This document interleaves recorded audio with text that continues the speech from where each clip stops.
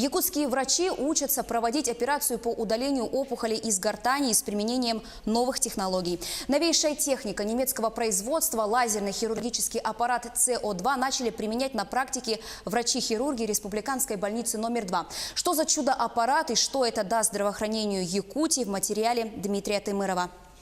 2,5 часа и 5 операций. Это стало возможным благодаря новой технологии проведения хирургического вмешательства. Новый лазерный аппарат начали применять на практике в отоларингологическом отделении Республиканской больницы номер 2. Для проведения этих операций мы пригласили ведущих специалистов нашего головного центра, профессора, доктора медицинских наук Вячеслава Вячеславовича Виноградова и Сергея Сергеевича Решульского. До приобретения этого аппарата наши специалисты ездили обучаться к ним на их базе. Ну а сегодня они приехали к нам в город Якутск апробировать этот аппарат.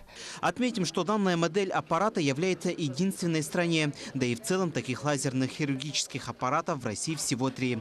Гости отмечают, что якутские врачи очень заинтересованы в использовании данной технологии. Очень хорошим, очень квалифицированным, которые абсолютно готовы работать с этим оборудованием, освоить эту методику и делать эти операции здесь, что называется, поставить их на поток. Уникальность применения лазера при проведении операции заключается в том, что он является малоинвазивным, то есть операция проходит без потери крови и практически бесшовно. Она позволяет повысить качество лечения оказываемому пациенту. Это бескровные операции, и если раньше мы шли на наружный доступ, делали операции наружным доступом, на сегодняшний день можно это делать через рот, удалять первую, вторую стадию рака гортани. Также сокращается и процесс реабилитации пациентов. После хирургического вмешательства их выписывают уже на 4-5 день. Ну, естественно, для нас сейчас стоит задачи какие?